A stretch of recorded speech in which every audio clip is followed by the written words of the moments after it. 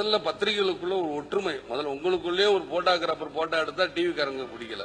நீங்க பேட்டி கேட்டா இதுல ஜெயலலிதா பேட்டி எடுக்கிறவங்க பத்திரிகைக்காரங்க 4 பேர் ஜெயலலிதா சொல்லிவிடுவாங்க எங்க மம்ம கட்சியை பத்தி கேளு அப்படின்னு ஒண்ணு கலைஞரோட ஆள் கலைஞரை பத்தியா கேளுன்னு சொல்றது. அப்ப நான் யார் எந்த பத்திரிக்கை உண்மையானவங்கன்னு சொல்லுங்க.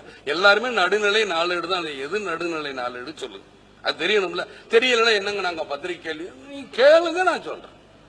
சார் நீங்களும் பத்திரிகை என்பது ஒரு தூணுங்கிறீங்கல்ல.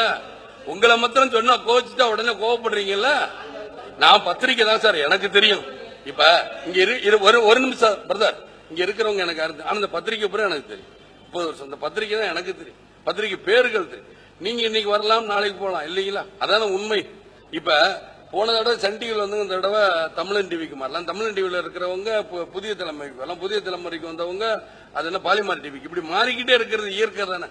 பிரஸ் ரிப்போர்ட்டருக்கு என்ன அவங்க வாழ்க்கை தரத்திற்கு உயர்வாக எங்கெங்க சம்பளம் தானே. ஏன்னா நான் ஒரு இலவச மருத்துவமனை வச்சு நான் படாத பாடுபட்டுக்கிட்டு மருத்துவமனை வச்சேன். அவங்களுக்கு தேவை சம்பளம்.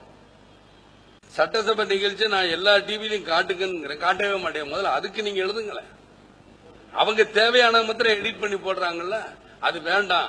சட்டசபை நிகழ்ச்சி என்றால் எல்லா டிவியிலும் வந்தாலும் மக்களுக்கு புரியுங்க.